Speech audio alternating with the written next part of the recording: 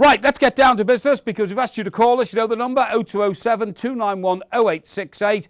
And first up are some Manchester City and Manchester United fans who want to talk about the position regarding their teams. Manchester City now 5 points behind. It looks hopeless, it looks hapless, but Manchester City fans still full of hope. Let's get straight onto the Skype phone.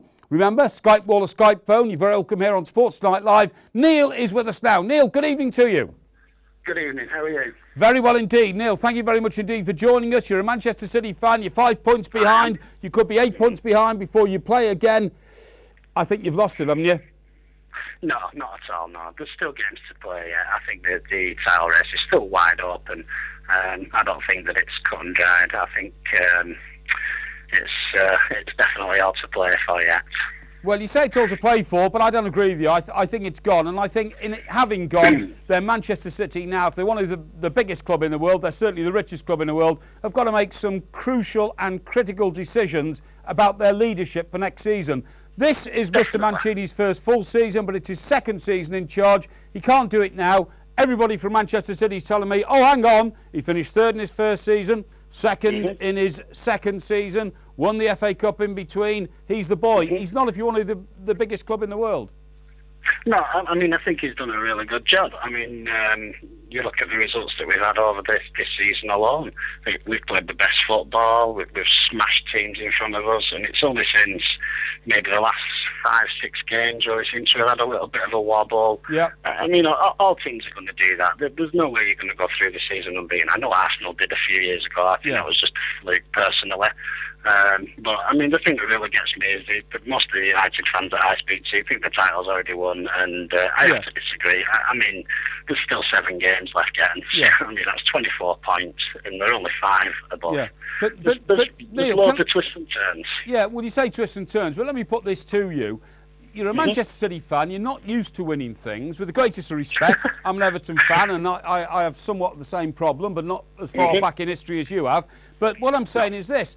Because you're not used to winning things, you think, oh, finishing second's really good. You know, that's great, get us up to the Premier League. But I have to say, mate, you exhibit the thinking pattern of a loser because Manchester City fans have been losers for such a long time. Don't you realise that if you want to take that massive leap from where you are now, which is averagely good compared to the rest and the best, you're going to have to be ruthless. And ruthlessness means Mr. Mancini's not up to it.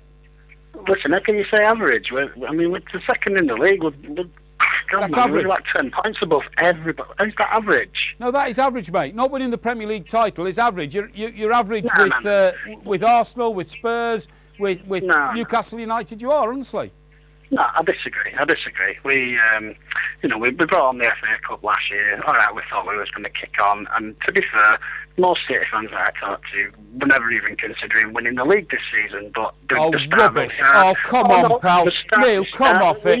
No. It's the press and people putting the pressure on us all the time. We as City fans, all right, you said we're used to losing. We're not used to losing. Neil, we're just used to adversity. We're not used to losing. Can I just pull you up on that, mate? Can I just pull you up on that?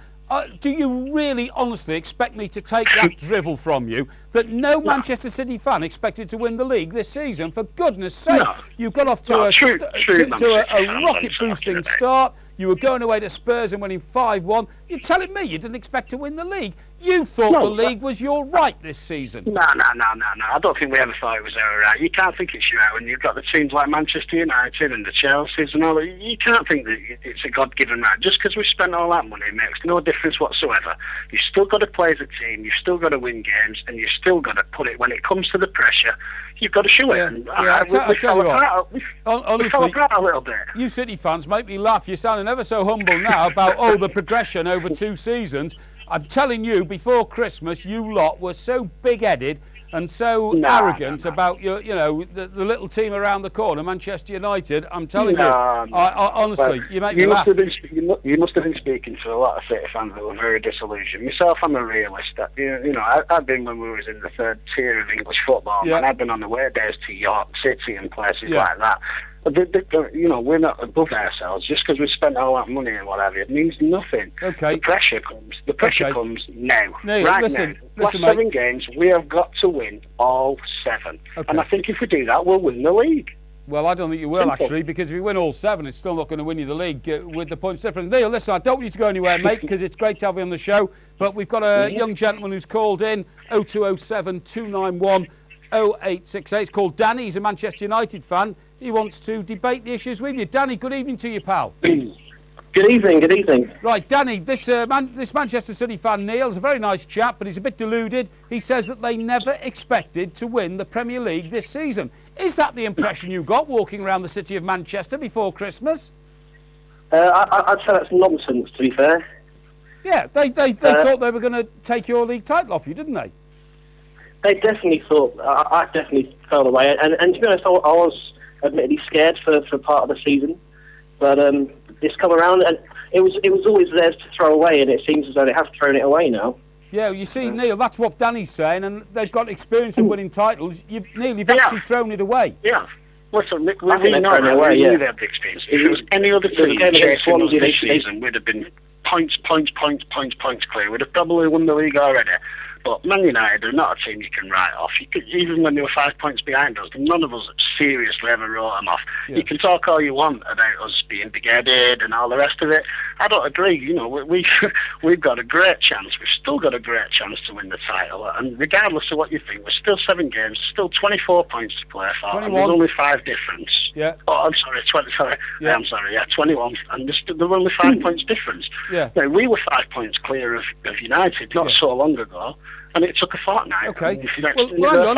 Let me ask Danny that. Danny, do you think in the strong position you're in now, 5 points clear, could be 8 points clear before City play on Sunday, and you don't expect to lose the rematch at the Etihad, do you think you're in danger of slipping now and losing the advantage you've got? I don't think so. I think the last few games to run in is a little bit kinder to us, with the exception of the City match, of course.